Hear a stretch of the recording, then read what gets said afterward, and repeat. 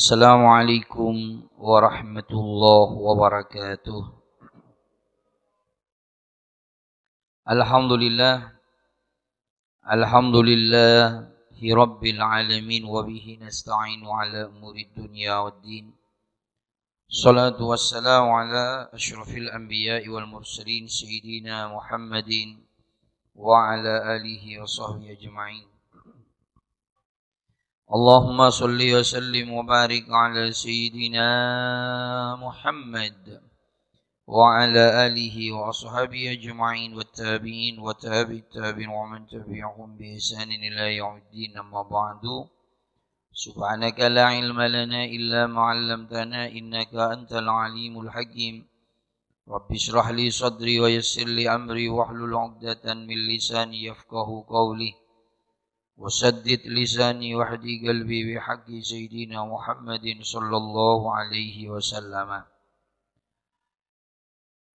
Bapak-bapak, saudara-saudara jamaah salat asar yang berbahagia, yang insyaallah dirahmati oleh Allah Subhanahu wa taala, keluarga besar Boswa yang sangat saya hormati, alhamdulillah pada sore hari ini kembali Allah mempertemukan kita di rumahnya, yaitu Masjid Hajjah Kambriah Mahmud, dalam keadaan sehat walafiat.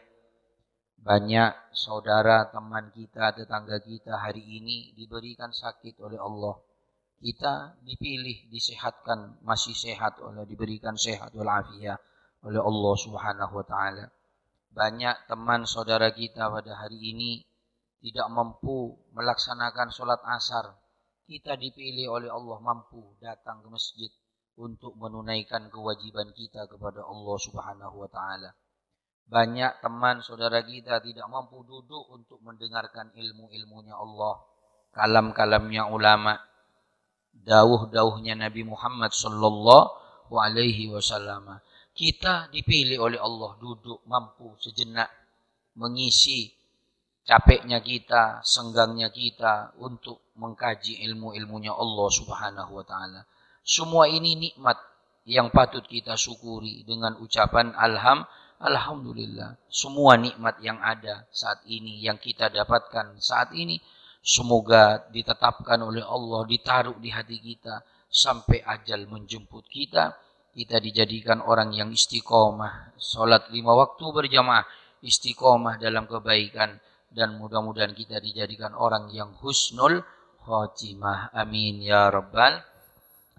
Salawat dan salam mudah-mudahan senantiasa tetap tercurah limpahkan keharibaan junjungan kita Nabi besar Muhammad sallallahu alaihi wasallam. Mudah-mudahan kita semua senantiasa mendapatkan syafaat kelak di yaumil qiyamah. Amin ya rabbal alamin. Para jamaah yang dirahmati oleh Allah, tidak terasa kita saat ini berada di penghujung bulan Dzulhijjah. Insyaallah 8 hari lagi kalau tidak keliru, tanggal 10 ini sudah kita masuk tanggal 1 Muharram. Masuk, kita akan nutup tahun 1421, 22 ya, 22 Hijriah. Kita akan masuk ke 23 Hijriah. Ini tahun barunya kita. Muharram ini tahun barunya kita. Bukan tahun barunya Januari, itu bukan tahun barunya kita. Kita latah. Itu tahun, makanya dinamakan Masehi. Diambilkan dari nama Isa al-Masih. Hijriah, Muharram sampai Dzulhijjah ini Desembernya ini. Desembernya Hijriah ini yaitu Dzulhijjah. Januarinya Muharram. Cuma orang Islam banyak yang tidak hafal. Hafalnya Januari sampai Desember. Bulannya dewek, bulannya sendiri tidak hafal. Kenapa? Bayaran-bayaran ada di Januari. Tidak ada di Hijriah, tidak ada. Sampai bayarannya tanggal berapa? 1 sampai 10 gitu. Tanggal berapa? Hah? Tanggal 5. 25. Tanggal 25 setiap bulannya. Kan begitu. Tidak kira tanggal 25 Hijriah. Tidak ada. Kan gitu kan? Nggak ada kan gitu.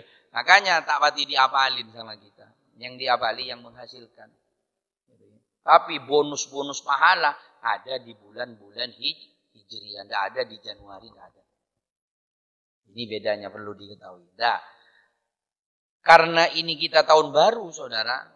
Pertama yang harus kita ketahui, ada perbedaan tahun baru Masehi dengan tahun baru Hijriah. Kalau tahun barunya Masehi, pergantian tahunnya itu, pergantian harinya, itu jam 12.00. Tapi kalau pergantian tahun baru Hijriah, itu maghrib. Itu bedanya.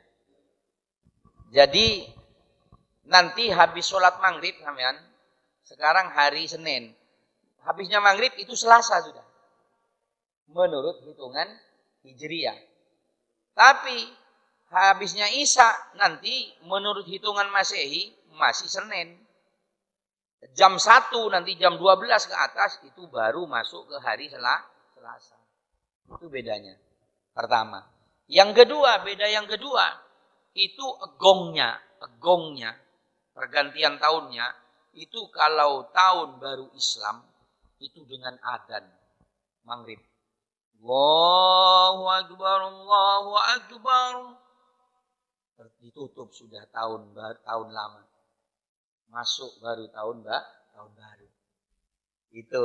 Tapi gongnya Masehi trompet sama kembang api. Trompet sama kembang api itu. Wah, dihitung dari 3, 2, 1, pret. Kan begitu ya? Iya. Wah, dua kembang api. Berapa juta uang yang harus 100 juta kembang api yang harus dibakar begitu saja. Sementara banyak anak-anak yatim yang tidak makan. Seperti itu ya. Nah, terus apa beda yang ketiga?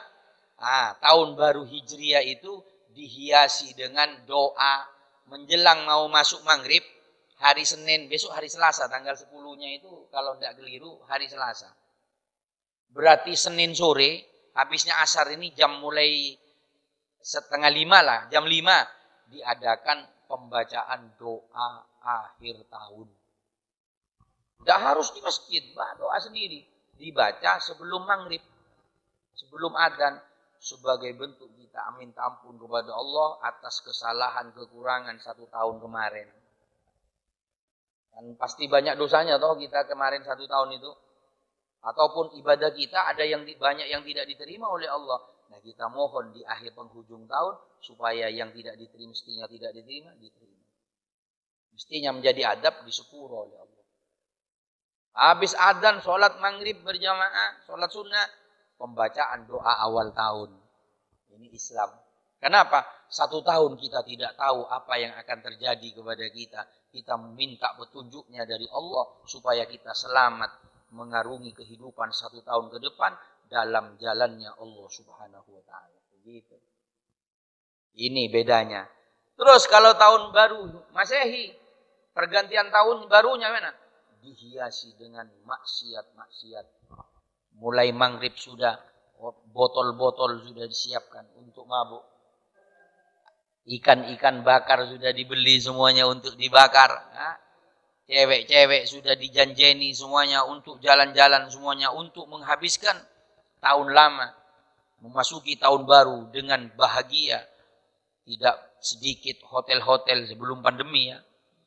Tapi meskipun pandemi masih ono ya sembunyi-sembunyi. Saking tidak diekspos gitu ya. Dihiasi dengan maksiat-maksiat berapa ratus bahkan ribu, bahkan juta pasang yang pada malam tahun baru bermaksiat kepada Allah. Paginya sudah di tempat-tempat wisata tergeletak semuanya. Mabuk. Ya kan? Dihiasi dengan maksiat. Mana sekarang yang masuk akal? Kan gitu kan? Ini masih belum masuk. Mana yang masuk akal? Yang Hijriah, tradisi yang ada di Hijriah apa yang di Masehi? Kenapa? Sebab kata Nabi, orang yang sudah nyampe ke tahun baru, itu hakikatnya orang itu kehilangan. Nah, saya tanya dulu sebelum masuk penjelasan kehilangan, apa yang hilang? Orang kehilangan pantasnya ini tertawa apa menangis? Menangis. Kalau ada orang tertawa, senang, alhamdulillah, ha, ha, ha, ha. Kenapa boleh? Alhamdulillah, sepeda motor hilang. Waras tidak waras? Tidak waras, orang kehilangan ya, guyu. Tidak waras. Tapi kalau kehilangan menangis, waras orang itu. Kehilangan apa? Kehilangan umur, usia. Yang kemarin saya sampean ini, hari ini kontraknya di dunia mungkin kurang 10 tahun. Begitu masuk tanggal 10, 1 besok, tanggal 10 Agustus, berarti kontraknya kita tinggal 9 tahun di dunia. Yang mau mati kurang 5 tahun, tanggal 10 Agustus besok, tanggal 1 Muharram, berarti kurang 4 tahun di dunia. Yang kurang 2 tahun, kurang setahun. Yang kurang seminggu, entah nono. Kan begitu. Haruskah kita menyambut kematian bergembira? Ayo, nah ini kita masuk ke akal-akalan kita sekarang ini. Berarti orang yang memeriahkan tahun baru dengan kegembiraan semuanya dengan pesta, berarti apa namanya? Dakwah? Tidak waras. Kalau sampean bakar-bakaran berarti masuk tidak waras. Makanya bisa dosa bakar-bakaran. Nah, milih yang Islam, ini tahun baru. Dah. Muharram ini para jamaah, ini salah satu bulan yang dimuliakan oleh Allah. Sebagaimana firman Allah, bismillahirrahmanirrahim, inna iddatasy-syuhur indallah itsna asyara syahran fi kitabillah yauma khalaqas samawati wal ard minha arba'atun hurum. Sampean akan mendengarkan ayat ini di 4 bulan. Pasti ayat-ayat ini akan sampean dengarkan dari penceramah semua pasti ini.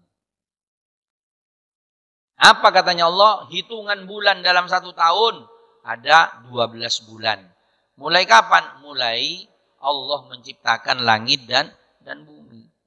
Dari 12 bulan tersebut ada 4 bulan yang hurum, yang mulia. Tidak disebutkan di Al-Quran adalah Nabi Muhammad Sallallahu Alaihi Wasallam yang menjelaskan apa yang dimaksud oleh Allah. Ketika Haji Wada, Nabi ngomong 4 bulan itu 3 mutawaliyatun gandengan, 1 terpisah. Dzulqa'dah, Dzulhijjah, Muharram. Ini yang gandeng. Kemarin, bulan yang lalu, bulan saat ini, dan bulan besok gandengan. Ini bulan mulia semuanya ini. Bulan keramat semuanya. 1 terpisah, Rajab.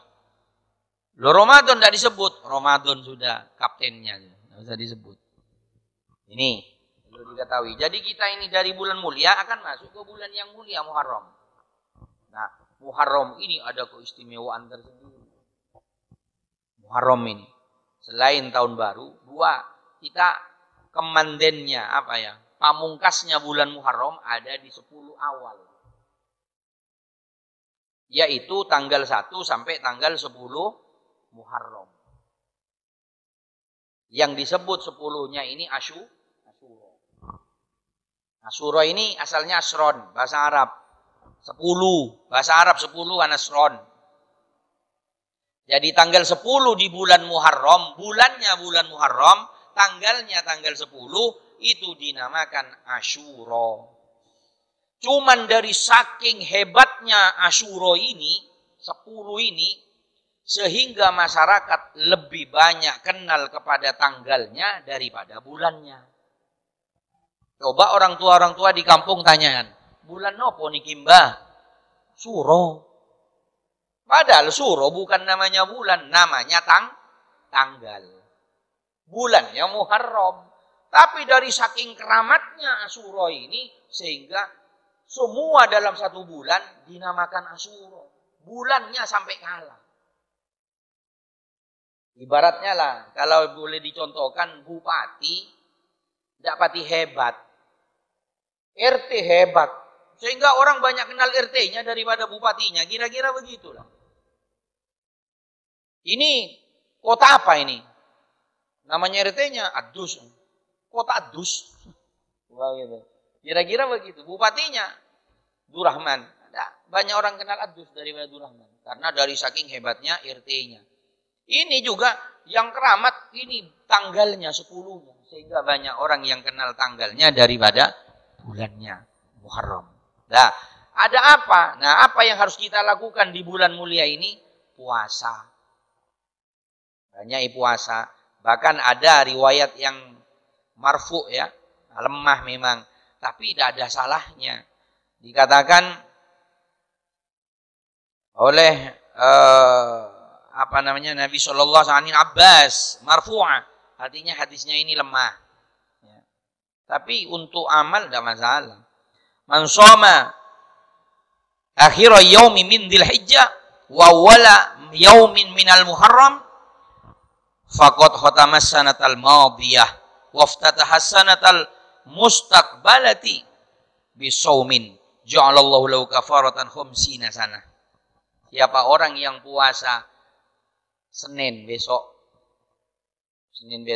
tanggal 30 Dzulhijjah, kemudian tanggal 1 Muharram puasa lagi 2 hari, 30 sama tanggal 1-nya puasa, diniati puasa akhir bulan dan diniati puasa awal bulan Muharram, yang 1 Muharram itu apa? Kata Nabi SAW, ja'alallahu lahu kafaratan khamsina sana. Jadi penebus dosa yang 50 tahun. Dari saking hebatnya. Tapi kita tidak perlu kita puasa, tidak usah embel-embel. Saya kok pengen diampuni. Tidak usah, puasa saja. Perkara diampuni urusan mutlak Allah sudah. Jadi, biar tidak banyak nuntut. Sama kita bekerja, jangan tanya gajinya dulu. Kerja dulu yang bagus, gaji belakangan. Jangan tanya, piro gajinya? 2 juta. Mau 2 juta. Kan gitu. Belum kerja sudah. Gitu. Jadi kerja dulu yang bagus, upahnya urusannya yang punya perusahaan. Kira-kira begitu. Ini ya, jadi puasa. Nah, kalau bisa puasa. Terus, di Muharram ini ada namanya Tasu'ah. Tasu'ah ini tanggal 9.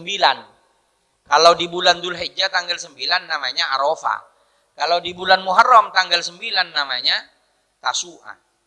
Tanggal 10 Asyura. Ini.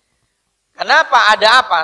Puasa ini, Nabi ini pernah mengatakan, Nabi tidak pernah puasa ya. Cuman Nabi pernah ngomong sebelum wafat. Apa kata Nabi?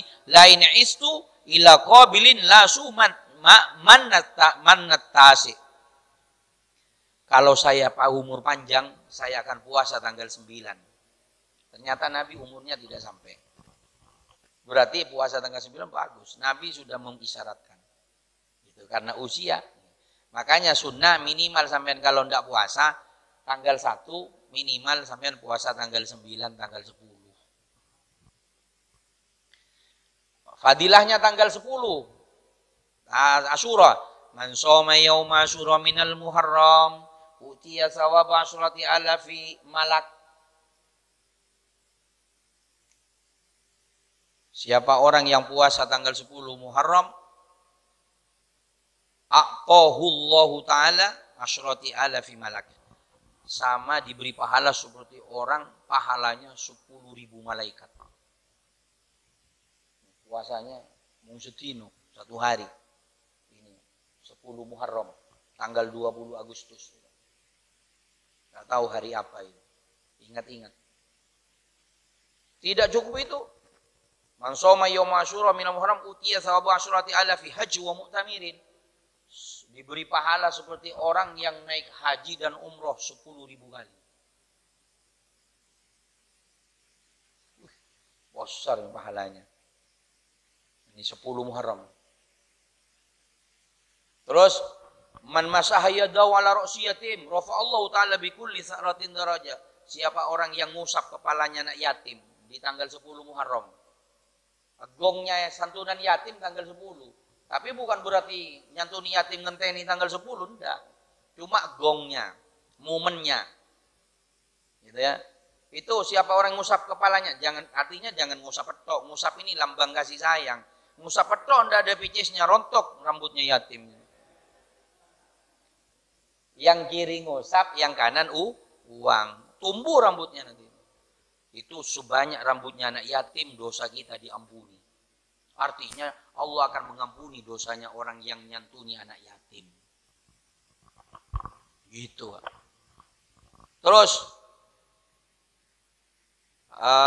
man fattara mu'minan lailata asyura faka'annama aftara jami'u ummati Muhammadin sallallahu alaihi wasallam wa asba'a butunahum ila yaumil qiyamah. Wih. Siapa orang yang ngasih makan kepada orang yang puasa tanggal 10, berarti malam 11. Umpama tanggal 20 hari Selasa, umpama, saya tidak tahu harinya. Berarti malam Rabunya. Buka puasa kan? Selasa sore kan buka puasa, tanggal 10 Muharram.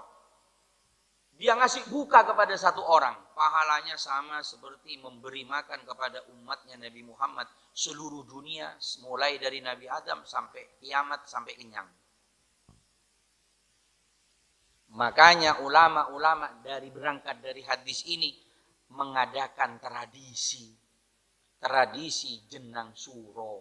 Ini dalilnya. Makanya antar-antaran sana. Cuman sayangnya nyampe ke Banyuwangi, antar-antarannya tok, sama-sama bikin jenang, yang puasa ndak ada.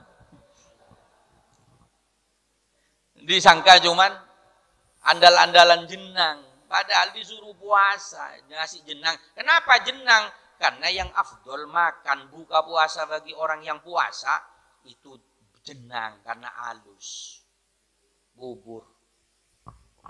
Begitu, sehingga di jenang tidak ada nasi suro, dan jenang suro. Makanya orang yang jualan jenang, ya jenang suro itu di sana. Laris lah gitu ya. Ya ini dalilnya, biar tahu. Dikit-dikit bid'ah sekarang ini. Tidak tahu ceritanya, wis sudah nilai orang elek. Tidak, kiai-kiai dulu ini tidak sembarangan mewariskan tradisi kepada anak cucu. Ya kalaupun juga banyak yang memang salah. Seperti itu. Apa itu? Banyuwangi, Seblang. Gitu ya. Itu kan tradisi, bukan agama. Cuman tidak tahu kok masuk ke agama, tidak paham. Kan? Jadi seperti itu.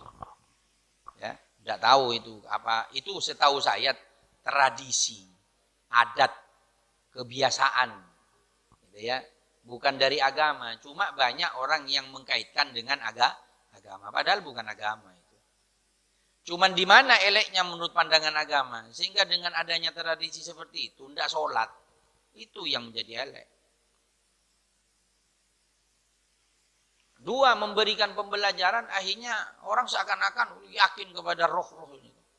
Itu kan jin yang dipeluk, gitu kan, seperti itu. Ya, Allahu a'lam. Apa saya yang salah, pokoknya seperti itulah kira-kira. Makanya orang Islam ini bagaimana? Suruh puasa di hari itu. Terus ada ini ulama. Siapa orang yang ngasih belanja kepada istri di tanggal itu lebih dari biasanya. Misalkan setiap bulan sampai ngasih 5 juta ke istri. Di tanggal 10 Muharram ngasih 10 juta. Maka rezekinya 1 tahun sampai Muharram tahun depan tidak akan kering, akan ditambah oleh Allah. Tapi mau ngasih ke istri, tidak usah ngenteni 10 Muharram, sekarang kasih juga. 10 Muharram beda. Nanti sekarang suruh puasa, ngenteni 10 Muharram deh. Nah, sekarang kasih. Ya, itu kehebatannya Asyura, bulan Muharram. Ya. Sekarang ngasih 10 Muharram yang ngasih tetap, gitu ya. Ini ada kehebatan sendiri, ya. Itu Asyura itu kehebatannya.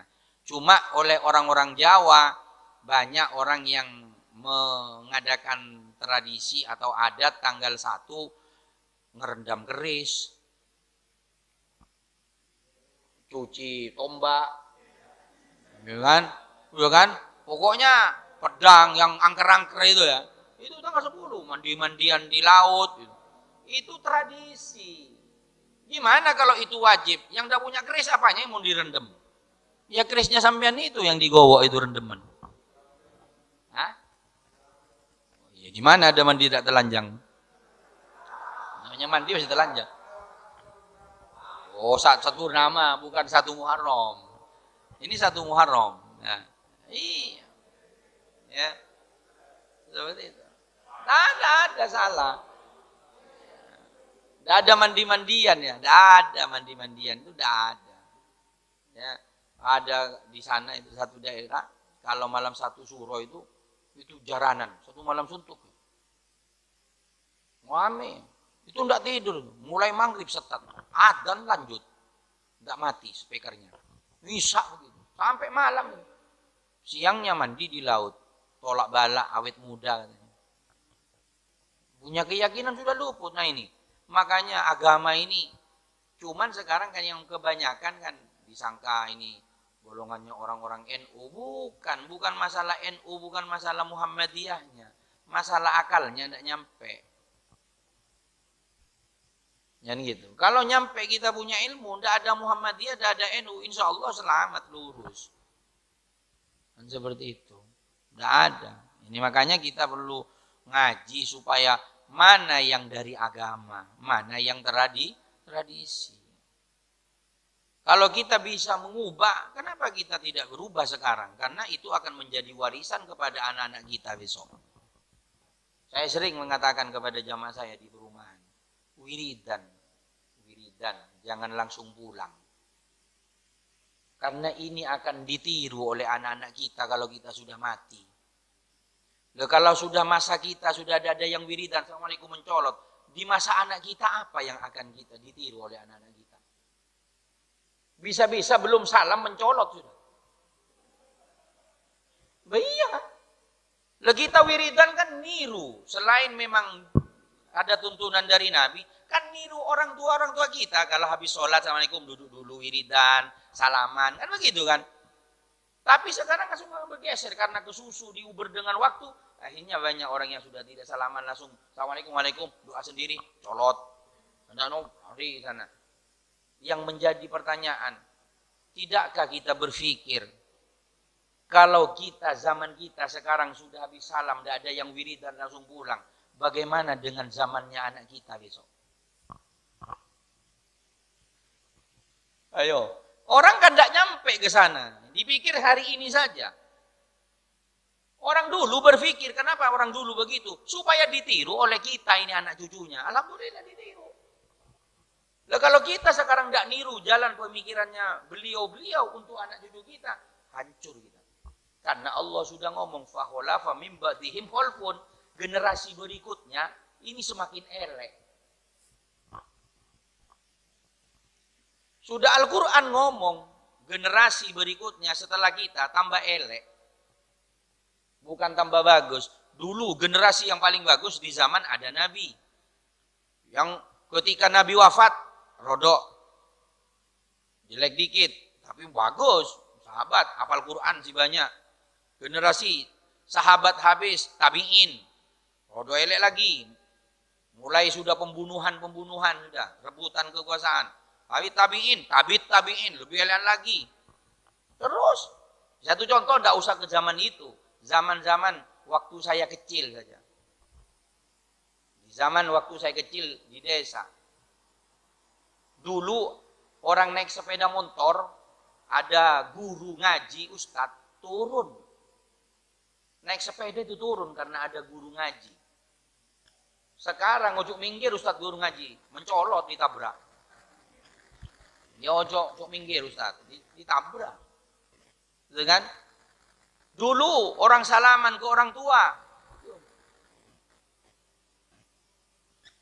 sebagai bentuk tawadu, pasrah kepada orang tua. Karena ini yang membesarkan, ini yang melahirkan kita, ini yang menyekolahkan kita, ini yang menjadikan kita seperti saat ini orang tua, dicium tangannya. Sekarang ke orang tua, ya walaupun ada lah, bergeser, semakin elek. Dulu orang yang berani ke orang tua satu kampung kena hitung dengan jari. Artinya sedikit sekali orang yang berani ke orang tuanya. Sekarang Yang taat, yang kena hitung dengan jari sama orang tuanya. Coba lihat di masyarakat, orang tuanya sekarang yang mau mati itu, anaknya. Kenapa tak dikubur? Ngenteni anaknya. Padahal orang tuanya sakit sudah lama. Kenapa waktu sakit tidak mulai? Ketika mati baru mulai. Akhirnya yang ngelayat sampai mangkel. Ngenteni sedino. Akhirnya anaknya baru nyampe semaput. Baru nyampe ke orang tuanya semaput. Kalau saya bilang, kalau ada saya, tidak usah dikasih minyak angin, tidak usah. Bisiki di kupingnya, acelak. Pembohong jelas itu. Kalau orang tidak bohong, dengar orang tuanya sakit, pulang. Kalau dia benar-benar cinta ke orang tuanya, takdim kepada orang tuanya, dengar orang tuanya sakit, ditinggal semuanya. Orang tua yang nomor satu. Tapi kalau cirinya orang pembohong, ditelepon sakit sibuk. Kamu sakit sibuk. Kalau mati, oh contoh, tunggu saya. Tunggu saya. Jangan dikubur. Mana? Salah satunya. Bukan satu-satunya, salah satunya. Ya, seperti itu. Memang generasi ini tambah elek. Ya. Dulu orang ngaji, anak-anak ngaji, maghrib ke isya. Sebelum maghrib sudah datang. Habis sholat isya baru pulang dulu. Sekarang ngaji setelah asar. Sebelum maghrib pulang. Berarti asar sama maghribnya tidak sholat. Cuman belajar ngaji tidak belajar sholat. Diajari sholatnya. Sholatnya diajari. Tapi tidak dipelajari pembiasaan sholat berjamaah. Akhirnya leren ngaji. Leren sholatnya. Karena tidak dibiasakan sholat. Saya dulu datang ngaji jam 5. Sebelum adzan nyapu dulu piket. Halaman-halamannya ustadznya itu disapu. Sekarang ada anak nyapu rumahnya ustadz, dipanggil leren. Kamu tidak pernah nyapu di rumah, nyapu rumahnya ustadz. Oh, sekarang. Padahal ngabdi ke guru tak kira rugi akan barokah. Seperti itu. Ya, nah ini. Nah, ini para jamaah, ini keutamaan bulan Muharram sampai ke sana. Cukup. Nah, mudah-mudahan menjadi ilmu yang manfaat barokah ya. Sehingga dari pengajian ini santai, sehingga bisa mengambil hikmah, kita menjadi orang yang lebih baik dari yang kemarin, pelan-pelan kita tapi lebih bagus. Insya Allah kita menjadi orang yang dicintai oleh Allah Subhanahu wa taala. Allahumma anfa'na bima 'allamtana, Rabbi 'allimna alladhi yanfa'una, Rabbi fakihna wa fakih ahlana wa qarabatil lana hidinina. مالكوت صدق ربي وفقنا وفقهم لما ترتدي ولا في لنا ورزقك كل حال دائما خير دعونا والله بالخير وفي الشر اللهم اهدنا في التقوى وجعلنا في رضاك ولا تولنا سوء جميع من خلف امرنا وحسبنا الله ونعم الوكيل ولا حول ولا قوه الا بالله صلى الله عليه وسلم محمد والحمد لله رب العالمين. Terima kasih, kurang lebihnya mohon maaf. Assalamualaikum warahmatullahi wabarakatuh.